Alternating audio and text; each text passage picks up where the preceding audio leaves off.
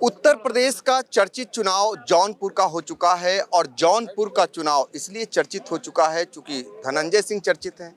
तो ये बताइए क्या हुआ कि ऐसा कि आपको जेल भेज दिया सरकार ने और वो भी आपको बरेली जाना पड़ा और अब जब आप लौट रहे हैं तो अपनी पत्नी श्रीकला सिंह के लिए किसका आशीर्वाद लेकर लौट रहे हैं?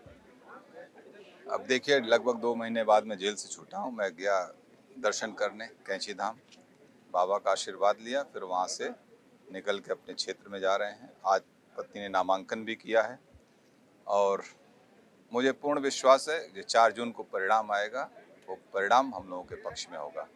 पश्चिमी उत्तर प्रदेश का देख रहे होंगे माहौल और यहाँ का माहौल देख रहे हैं, सारे क्षत्रिय समाज के लोग बड़ी तादाद में आपके साथ हैं और आपका मजबूती से जौनपुर में अपना इकबाल भी है।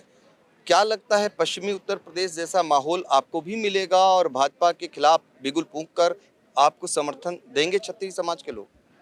मैं किसी के खिलाफ बिगुल की बात नहीं है। लोकतंत्र में लड़ने का सबको अधिकार है और हिंदुस्तान में मल्टी पार्टी सिस्टम है, बहुदलीय प्रणाली है। सभी दलों को अधिकार है चुनाव लड़ने का। लेकिन इधर भी जो प्रक्रियाएं अपनाई जा रही हैं कि पर्चे खारिज करा दिए जा रहे हैं, नामांकन वापस करा लिए जा रहे हैं, धन और बल और पैसे के प्रभाव पे, ये अनुचित है। लोकतंत्र में सबको अधिकार है, सबको लड़ना चाहिए और आइए आप वैचारिक रूप से लड़िए और चुनाव हारिए और जीतिए, लेकिन वैचारिक रूप से आइए। चुनाव में अपने प्रभावों से मत आइए आप।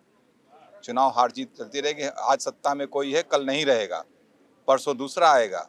लेकिन लोकतंत्र हमारा इसी तरीके से जैसे मजबूत है, वो चलते रहना चाहिए। इस पे हम सभी राजनीतिक दलों को ध्यान देने की आवश्यकता है। धनंजय सिंह नहीं लड़ पाए, इसके पीछे कोई खेल हुआ है बड़ा क्या?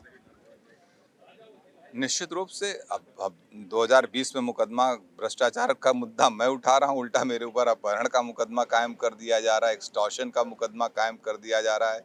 जो व्यक्ति जो एम्प्लॉय था वो कहीं कहीं नहीं रहा है, फर्जी तरीके से करके। तो निश्चित रूप से एक साजिश रची गई, बहुत पहले से चल रही थी, 2020 के बाद से ही। लेकिन विपक्षियों को लग रहा होगा कि धनंजय सिंह अंदर हो जाएंगे, अब इनके यहाँ का कोई चुनाव नहीं लड़ेगा। लेकिन जिस तरीके से आपकी पत्नी श्रीकला सिंह ने मोर्चा संभाला है और मजी हुई खिलाड़ी की तरह वो भाषण भी दे रही हैं, लोगों का विश्वास भी जीत रही हैं, क्या पहले से आपने उनको ट्रेन कर रखा था या आपको पता था कि ऐसा अवसर आ सकता है? देखिए, वो जिला पंचायत अध्यक्ष भी हैं जौनपुर से और इंडिपेंडेंट हैं। और इसके पहले वो जिला पंचायत जब सदस्य का चुनाव जीती थी तो जिले में सबसे ज़्यादा मतों से चुनाव जीती थी। ठीक है, तो वो तब भी मैं अनुपस्थित था उस चुनाव में। तो निश्चित रूप से वो एक राजनीतिक परिवार से, उनके पिताजी भी एमएलए रहे हैं, उनकी राजनीतिक रुचि है और बहुत अच्छी तरीके से उन्होंने जिला पंचायत को भी चलाया, बहुत अच्छा काम किया है। उसका परिणाम उनको, उनका लाभ उसको क्षेत्र में उनको मिल रहा है। अच्छा, अब धनंजय सिंह नहीं लड़ पा रहे हैं, ये खबर आ रही कि ब्रजभूषण शरण सिंह का भी टिकट कटने जा रहा है। चल क्या रहा है उत्तर प्रदेश में? देखिए, मुझे नहीं मालूम है कि क्या हो रहा है, दूसरे दलों के विषय में जानकारी नहीं, लेकिन हाँ, हमारी पत्नी लड़ रही चुनाव और हम पहले तय था।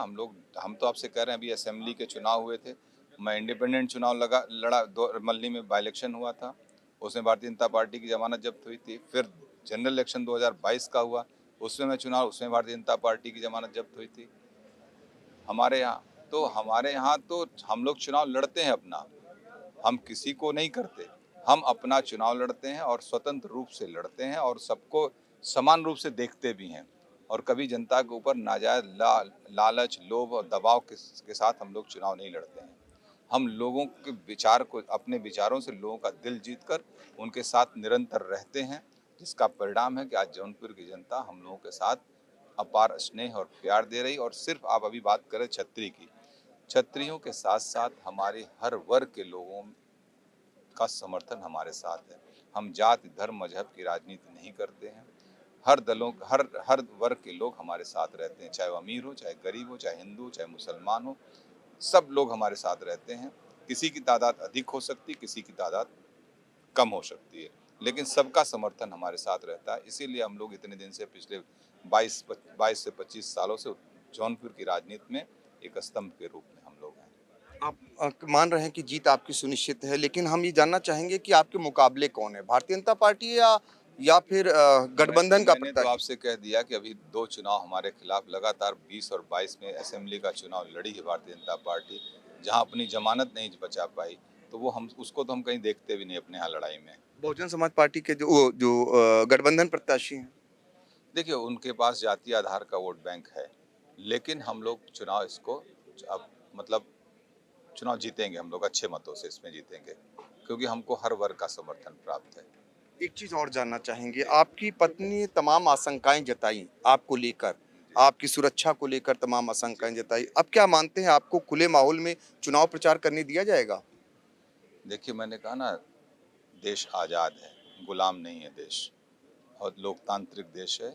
हम एकदम खुले उसमें वातावरण में चुनाव लड़ेंगे और लड़ाएंगे। बाकी जिसको जो अत्याचार करना होगा करेगा, उसका सामना भी किया जाएगा। इस बीच और एक खबर आई, अभय सिंह को लेकर फिर से मामला सुर्खियों में आ गया, और वो भी तमाम बयान आपको दिए होंगे, आपको सुनने में मिला होगा, शायद जेल में थे आप। उनका क्या कारण है इस तरीके से फ्रंट पे आना? देखिए, अभी राजनीति कर रहे हैं, राजनीति करने दिया जाए। कुछ लोगों को खाना भी नहीं हजम होता जब तक मेरा नाम न ले लें। मेरे नाम से कुछ लोगों की राजनीति चलती है, वो चलाते रहें अपनी राजनीति, ठीक है। और ये सब बयान हम लोग ना दें। कभी हम लोग इस विषय पे कभी और बात करेंगे चुनाव के बाद। अपराधियों के मुद्दों पे, अपराधियों के द्वारा उठाए गए सवालों का जवाब देना उचित नहीं है। देखिए, मजे हुए खिलाड़ी के रूप में धनंजय सिंह जो कह रहे हैं कि कुछ लोग उनका नाम लिए बगैर खाना नहीं पचता है, उनका सीधा इशारा अभय सिंह की तरफ था, और उन्होंने दावा किया कि जौनपुर से उनकी जीत सुनिश्चित है।